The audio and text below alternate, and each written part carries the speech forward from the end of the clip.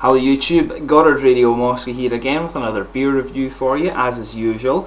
Now for this one we're going to revisit a brewery that I've already reviewed twice for you already, and this is a very popular brewery, in fact in Baden-Württemberg, the area of Germany where I've been studying for the last 4 months, and this is actually one of my favourite drinking beers that I've come across in Germany. So today we're going to have a little look again at the Badische Staatsbrauerei Rothaus and have a taste of the Pils beer, and this is the Tannenzapfel version. You also get the half-litre bottle which has a red label instead of a green label. I've reviewed previously for you the Märzen beer, which was kind of similar. It had a white and silver label, but the half-litre version had a yellow label. But the Hefeweizen one, oddly enough, it was an orange label, and the 500ml one was the same. So just so you know that these are actually the same beers, and you can find the link to my other reviews from this brewery just in the video description there, along with the brewery website. So as is usual with my beer reviews, I'll take you through a brief history of the brewery, tell you a little bit about where the beer comes from and all that sort of thing. But as I always say, if you are simply interested in the tasting, feel free to go towards the second part of the video, and I'll try and put the little box in up here. I don't think it's been working so far, but I will try again and get that to work for you. But anyway, today the brewery is located in Grafenhausen, which is about 55 kilometers to the southeast of Freiburg im Breisgau in southwestern Germany, Baden-Württemberg.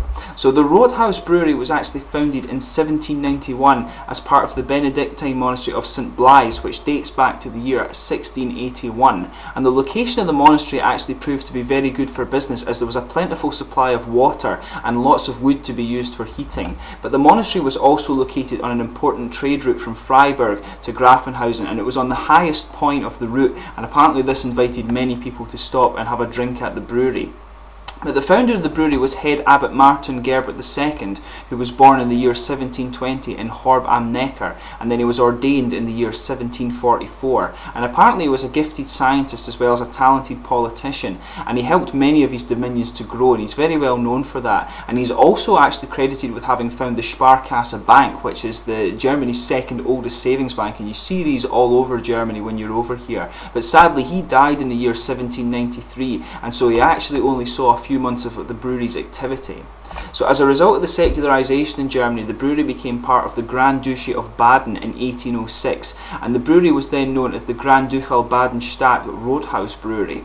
And in 1811, only 20 years after its inception, the brewery actually had to increase its capacity due to ever-increasing demand for the beer, and further renovations of the brewery were actually carried out as well between 1842 and 1846. Although the brewery was damaged by fire in 1847, however, the damage here was minimal, and it was sustained due to the action of the employees, and the production resumed quickly after that. As part of the Baden Revolution as well, in 1848 and 1849, the brewery was actually occupied by about 120 Prussian troops, and the brewery had to cater for them. Now the unification of Germany in 1871 saw the opening of new markets to the Rothaus Brewery, resulting in further expansion, which included a special railway wagon to transport the beer, a new steam engine, a new kiln, and many other new machines for the brewhouse itself. And the brewery also produced their first bottles in Christmas in the year 1892, and 5 years later they actually purchased their first motor car to transport the beer. Many German breweries like to point this out in their history. The day that they bought the first car to actually transport the beer is a very big thing when it comes to German breweries. But the beginning of the 20th century was very difficult for the Rothaus Brewery because of a major fire in 1904, which destroyed large parts of the brewery, and the production didn't resume again until the year 1905. But during the First World War, the brewery suffered a lot due to the lack of raw materials, and the production dipped significantly. Their brewing rate was 32,000 hectolitres in 1913, and this actually decreased to 6,900 hectolitres by the year 1919, and this was the same as their production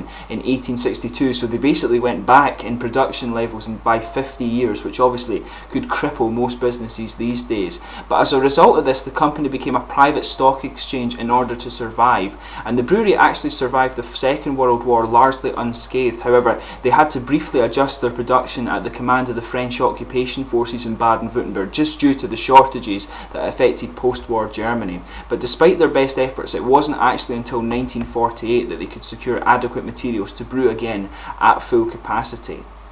Now in 1956, company director Edwin Lednagel actually introduced the Tannenzapfel, and this means little fir cones, and it refers to the shape of these bottles here. And you can see the Tannenzapfel series of bottles, or series of beers all today, and this is just the 0.33 litre bottles. But this was unusual because normally beer was sold in 0.7 litre bottles in Germany, or 700 millilitres, however you want to describe it. It was sold in these levels of bottles in the 1950s, but the beer found many fans. And Hans Fender actually became the head of the brewery board in 1966, and he grew the brewery very successfully during the 70s and 80s, and these bottles were actually a big part of that. But the production of the brewery actually exceeded well over 300,000 hectolitres per year, and he was succeeded by Dr. Norbert Nothelfer, who is credited with transforming the brewery into the modern practices that it uses today. And today the brewery is actually one of the most modern and well equipped with Germany, with their new brewery facility that opened in the year 2006, and they're also one of the most popular breweries in Germany also. Like I say, very popular indeed in the southwestern part of Germany, and 2009 actually saw them introduce their alcohol-free Tannenzapfel and Hefeweizen beers. So that's your brief history of the Badische Staatsbrauerei Rothaus. To list the other beers that you can get from them here, you get the Märzen Export Pils, the Hefeweizen, the alcohol-free, and the Radler, and of course you get this guy, the Pils here as well, and you get these both in the 0.33 litre bottles and in the 0.5. Just to repeat for you, the Pils beer that is a 0.5 litre one is in a red label bottle.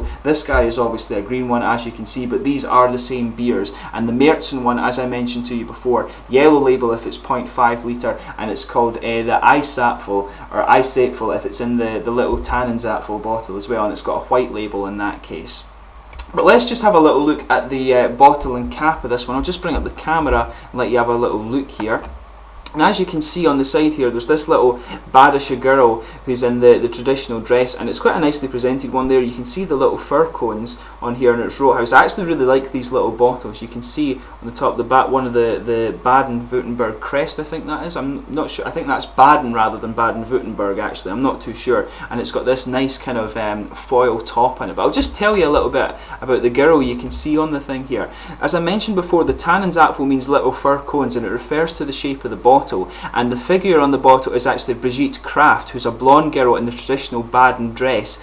And this is a sort of local pun, actually. Brigitte Kraft, it's the pun in the local dialect, because beer, they say in the south of Baden-Württemberg, beer gibt Kraft, which means beer gives strength. So it's quite cool that way. So this girl on the bottle is Brigitte Kraft. So you're taking part in a sort of Baden-Württemberg pun if you drink this beer. It's quite cool, actually, and it's actually quite a nice little traditional looking cartoon in that way. But a very nicely presented beer. I'll just get it open and I'll let you have a little look at the bottle cap again for this one. This one is a 5.1% Pils beer, 5.1% on the Richter scale. So as you can see, a nice smoky opening there. I'll just let you see the bottle cap as well before we get on with the tasting. Let me just see the camera again. This is the same bottle cap that you get on pretty much all of the Rothaus beers. You can see it's a nice red one, and it's got the same crest that's just on the top part of the label there. I'm not going to bother taking the foil off for this one. Usually if you drink this one out of the beer, out of the bottle, you should take the foil off this one, but for the purposes of reviewing, it's a bit of a waste of time to do that. But let's just get this guy out and we'll see how we get on. As you can see, quite a nice frothy head just coming up on there. I'll just give it a swirl and give you a little bit of the aroma. Quite a bready malty one. A lot of, maybe even a little bit of a yeasty character to it, but definitely the pale sort of lager Pils malts in there. Quite bready though, but you've got quite a bit of grassy and fresh character to it as well. The hoppy, kind of herbal character, as you would expect with a lot of these Pils beers. There's just a little bit of citrus in there as well. There's not so much, in fact, to say about the aroma of this beer, but it does smell like a typical Pils beer. But like I say, it's one of my favourite drinking beers that I've come across in Germany, but the aroma is kind of quite normal for a Pils beer. As you would expect, you've got a kind of sweet, sort of white bready aroma that kind of goes to the background, but the freshness of the kind of the sort of herbal and grassy hops is what's coming out first. So as you can see, the colour of it, it's quite a rich kind of pale golden straw, if you like. It's got a finger of white frothy head. It's actually not got a lot of carbonation visible in it. There are just some little bubbles coming up to the top of it here. As I say, it doesn't look like much, and it doesn't have such a prominent aroma. But trust me, it is a very, very good. It's a very good drinking beer. So let's get on with the tasting and see how we get on here.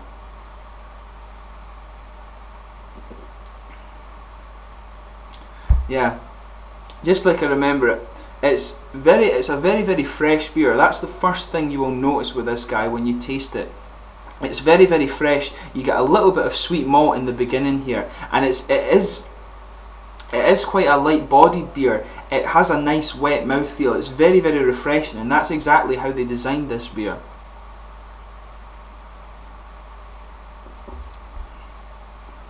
But yeah, you're getting a nice little bit of sweet bready malt in the beginning. It has just a nice little bit of earthy bitterness to it as well, I think, and maybe even just a little hint of caramel, but there is a nice little bit of earthy character to the hops at the end.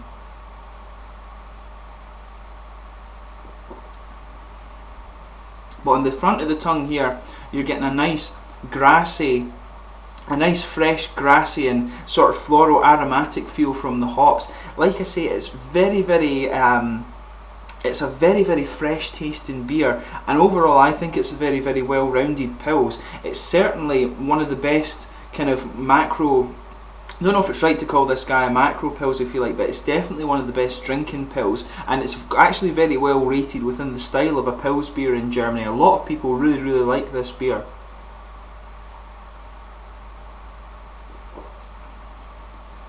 But yeah, I would agree with that assessment. Like I say, it's very, very fresh. You've got a very kind of slightly sweet white bready malt in there at the start.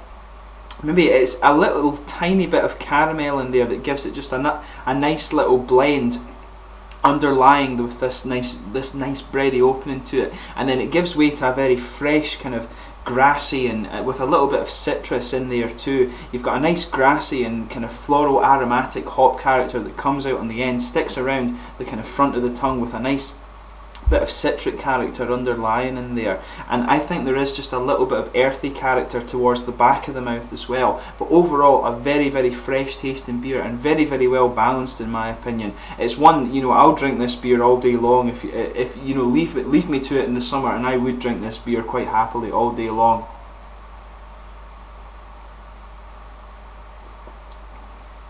But with the body with this one, it's very, very light bodied. It is quite a wet one. It's a very refreshing beer, this one, and I think this is probably why I actually like it so much, is because it's a really, really nice refreshing beer that you can just pick up at pretty much any time, and if you're thirsty, it does deal with that as well, rather than kind of dehydrating you, which many beers can do. In my opinion, most beer, I'm more of a beer taster than a beer drinker, if you like, I guess. I like to taste the beers and enjoy the flavours, whereas this beer is interesting to me because you can just sit and drink it as a normal drink, if you like, if that makes sense. But yeah, mouthfeel to this guy, most definitely light bodied, very, very crisp. The carbonation is a little bit prickly, but it's a very low carbonated beer in my opinion. There's not a lot of carbonation to this at all, and maybe that's another thing that contributes to the refreshment factor of this beer, if you like. But very crisp, very refreshing, very light bodied, maybe even a slightly oily mouthfeel to it. Very, very slight though, I would say about that. Just this tiny little bit of an oily mouthfeel to it. But overall, I would highly recommend that you try this beer. If you're in the Baden-Württemberg region of Germany, this is definitely one that you should have a look at trying. It's, like I say, since I've been in Germany, it's one of my favourite beers that I've come across for drinking purposes. It's definitely a session beer, this guy. So if you're in Germany, you get the chance, you see this guy, pick up a bottle and give it a go. You can get it all throughout Germany. I don't know how well exported this beer is actually, but I'd assume, because it is fairly popular, I would assume that you probably can get this in America and things like that in some of the craft beer shops. I've never seen this in Scotland, right enough, but you probably can get it at some point. But anyway, I hope you found my beer review informative, my ramblings about this beer. One of my favourite ones since I've been in Germany that I've reviewed for you today. Please let me know in the comments section your own thoughts on the beer. If you're interested in more reviews from the Rothaus Brewery, I've done the other 2 major beers for you there, so check those out if you are interested. Let me know in the comments your own thoughts on this beer. Please suggest new beers for me to review as well, and please like, subscribe, share, all the usual YouTube stuff. Help my channel to go. I hope you've enjoyed this beer review, and there will be more to come. Cheers.